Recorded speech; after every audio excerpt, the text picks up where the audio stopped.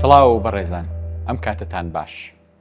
چەند جار کتێبێکی فەلسەفی یەکێک لە فەیلسوفەکانت بەدەستەوە گرتووە و خوێندووتەتەوە و دوایەوەی کە هیچی تێنەگەیشتویتەوە، هیچت لێ هەڵ نەکڕاندووە، خۆتت وەکو جۆرێک لە کەسێکی تێنەگەیشتوو یا ئاستی زیرەکی نزمە هاتۆتە بەرچاو. ئەگەر ئەم هەستەتەوە لە بەدەستەوەگرتی کتێبێکی فەلسەفیە، ئەوە تۆ تەنیانیت و یەکەم کەس نیت و دووەم کەسی نیت و دووهەمین کەسیش نابیت. ڕاستەوخۆ خوێندنەوەی کتێبی فەیلسوفەکان، واتە ئەو کتێبانەی کە فەیلسوفەکان خۆیان نووسیویانە، تەنگژەیەکمان بۆ دروست دەکات کە بە تەنگژەی خۆ بە گەمژەدانان یاخود خۆ بە نەخوێنەوارزانین لەلای هەرێکێکمان جەکەوتەکە. هۆکاری ئەمە چییە؟ ئەم پۆدکاستە تایبەتە بە ئەوە و هەوڵێم نەخشەڕێگایەک بخەمە بەردەست بۆی کە چۆن فەلسەفە بخوێنیتەوە. ئەم نەخشەڕێگایە بەرهەمی هیچ کتێبێکی ئەکادیمی، هیچ ئەکادیمیایەک و هیچ فەیلسوف و فەلسەفەکار و توێژەرێکی فەلسەفە نییە، بەڵکو ئەزموونێکی شەخسی خۆمە کە لەگەڵ تۆیە هاوبەش یەکەم بە ئومێدم کە سوودت پێ بگەێنێ.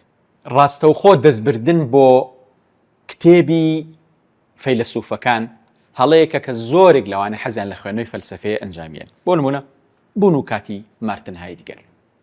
ئەم کتێبە یەکێکە لە کتێبە هەرە ئاڵۆزەکان لە مێژووی فەلسەفەیە، بەڵام کتێبەکانی دیکەش، بۆ نمونە ڕەخنە لە عەقڵی پەتیهی کانت، بۆ نمونە کۆماری ئەفلاتون، بۆ نمونە مێتافیزیکای ئەرستۆ، بۆ نمونە زۆرێکی دیکە ئەخلاقی سپینۆزا، هەرێکێک لەو کتێبانە بگریت بۆ خۆی وەکو سەرکەوتن وایە بە زنجیرە شاخی هیمالایە ئەلپا کە ڕەنگە لە توانای توانە بێت بۆ ئەوەی بەڕێکوبەکی فەلسەفە بخوێنیتەوە، سوودی لە بینوتەی بگەیت.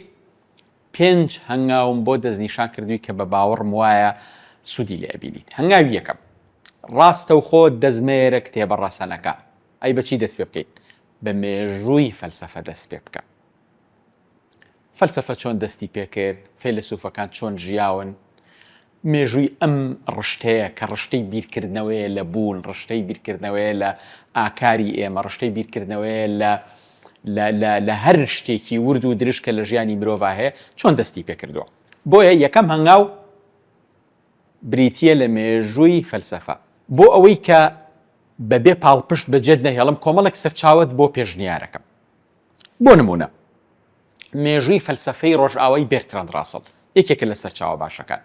ڕەنگە بەلاتانەوە سەیر بێ، بەس ڕۆمانێکەیە زۆر سەرنجڕاکێشە، کراوە بە زمانی کوردی و لەناو خوێنەرانیشا زۆر بەناوبان، کە ئەویش جیهانی سۆفیایە کە یۆستان گاردەر نووسیوەتی. ئەم کتێبە لە شێوەی ڕۆمانێکە کە کۆمەڵێک ئامانجی جگە لە ناساندنی مێژووی فەلسەفەشی لە پشتەوەیە، زۆر بە جوانی مێژووی فەلسەفەمان پێناسێنێ. کتێبێکی دیکە چیرۆکی فەلسەفەی ویل دیورانتە، یەکێکە لە سەرچاوە زۆر باشەکان، و هەروەها کۆمەڵێک سەرچاوەی دیکە هەن کە تایبەتن بە مێژووی فەلسەفە لە کتێبخانەکانە بگەڕێن بە زمانی کوردی، عەرەبی، ئینگلیزی یا فارسی ئەیان دۆزنەوە. ئێستا دێنە سەر هەنگاوی دووەم. هەنگاوی دووەم بریتیە لە خوێندنەوەی ژیاننامەی فەیلسوفەکان، واتە لە مێژووی فەلسەفەکە هەنگاوی یەکەمە دێین بۆ خوێندنەوەی ژیاننامەی فەیلسوفەکان. ژیاننامەی فەیلسوفەکان زۆر وردەکاریمان پێڵێ لەسەرەوەی کە ئەم فەیلسوفە لە چ سەردەمێکا ژیاوە، لە چ خانەوادەیەک بووە، لە چ وڵاتێک بووە، چۆن سەفەری کردووە، بۆچی وابیری کردوێتەوە. کەمەش ئەچێتە چوارچێوەی مێژووی معریفەوە، یاخود ئەچێتە چوارچێوەی زانستی ئەپستمۆلۆژیاوە کە چۆن ئەم فەیلسوفە لە سەردەمێک لە سەردەمەکانە چەمکێکی بەرهەم هێناوە، بۆچی وابیری کردوێتەوە. بۆ نمونە سۆکرات یەکێکە لەو فەیلسوفانەی کە خۆی هیچی نەنووسیوە، ئەوەی کە هەیە لەبارەیەوە لە دوو سەرچاوان، یەکەمیان ئەفلاتۆنە کە تەلەبەی بۆ، دومیان زینۆفۆنە کە ئەوی شەر فێرخوازی ئەو بووە. سۆکرات لە سەردەمێکدا ژیاوە کە پێی ئەوترێ سەردەمی گەشانەوەی دەوڵەت شاری ئەسینە. بەبێ تێگەیشتن لە ژیاننامەی سۆکرات ئیمکانی نییە، واتە شیمانەی ئەوەمان لە بەردەستانیە بە وردی بتوانین لە فەلسەفەی ئەفلاتون تێبگەین، چونکە زۆربەی زۆری دیالۆگەکانی ئەفلاتون لە زمانی سۆکراتەوە پێشکەشەکرێت. سۆکرات هەم وەکو مامۆسایەک، هەم وەکو کەسێکی ڕاستەقینە، هەم وەکو مێتافۆرێک، وەکو خوازەیەکیش لە ناو فەلسەفەی ئەفلاتونە ئامادەی هەیە. ئێستا ئەچینە هەنگاوی سێم. هەنگاوی سێم کە ئەویش بریتیە لە هەنگاوی خوێندنەوەی چەمکە فەلسەفیەکان. ئەو کتێبانەی کە ڕاوەی چەمکە فەلسەفیەکانەکەن. بۆ نمونە چەمکێکی وەکو ئۆنتۆلۆژیا، چەمکێکی وەکو بوون، وەکو هەبوون. بۆ نمونە لە فەلسەفەی هایدیگەرە جیاوازیەکی زۆر ڕادیکاڵ و ڕیشەیی لە نێوان چەمکی هەبوون و بوون ناکراوە. هەبوون چییە؟ وەبوون چییە؟ چەمکی دازاینمانەیە، بۆ نمونە چەمکی ئیرادەمانەیە، بۆ نمونە چەمکی سوپەرمانمان هەیە لای نیچە. بەبێ تێگەیشتن لەم چەمکانە و بەبێ ئەوەی کە بەردەوام لە زەین تا تێگەیشتێکی وردت دەربارەی ئەم چەمکانە نەبێ، خوێندنەوەی فەلسەفە بۆ تۆ زۆر کارێکی دژوارە، نەلی تێ ئەگەی، نە چێژی لێ ئەبینی و نە ئەدگەێنێ بە شوێنێکیش.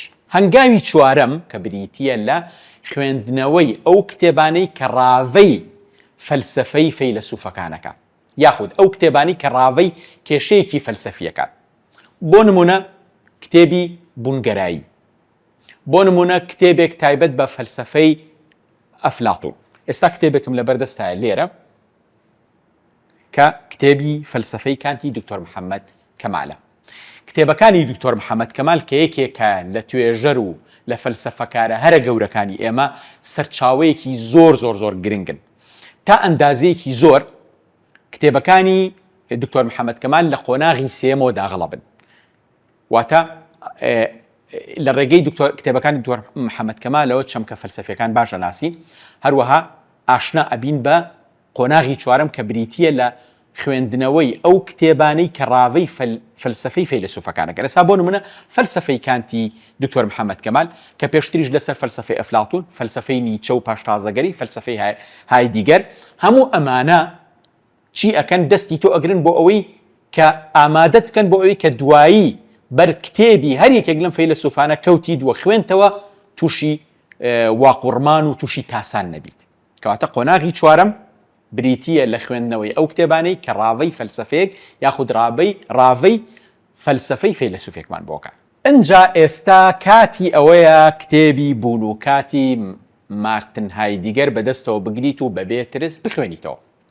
دوای نزیکی 7 ساڵ 8 ساڵ لە خوێندنەوەی مێژووی فەلسەفە، ژیاننامەی فەیلسوفەکان، هەرسکردن و تێگەیشتن لە دیارترین چەمکە فەلسەفیەکان و دواتریش دوای ئەوەی خەرمانەیەکی زۆرت کۆ کردوێتەوە و ئەو کتێبانەی کە تایبەتن بە ڕاوەی فەلسەفە و ڕاوەی فەلسەفەی فەیلسوفەکانت خوێندوێتەوە، ئێستا تۆ کۆشکە فەلسەفیەکەتت دروست کردووە، بەس چی ماوە؟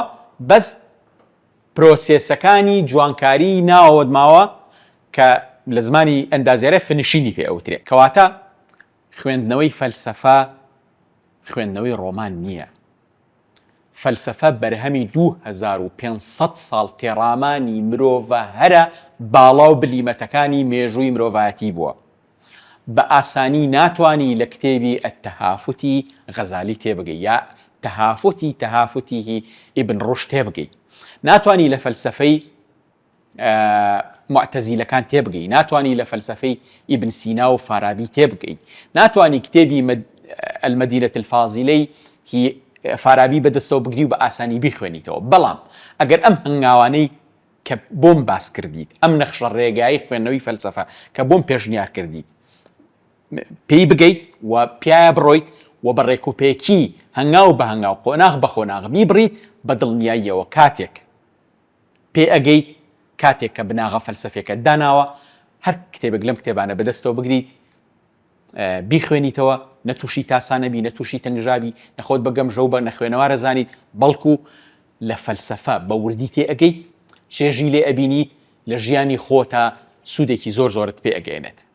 بە ئومێدم کە کۆمنتەکانتان ببینم، حەزەکەم بیر و بۆچوونتان لەسەر نەخشە ڕێگاکەی من بنووسن تا بێگەشتنەوەکی دیکە و پۆدکاستێکی دیکە بەخواتانە سپێرم. بە ئومێدم هەمووتان لەش ساغ و تەندروست بن.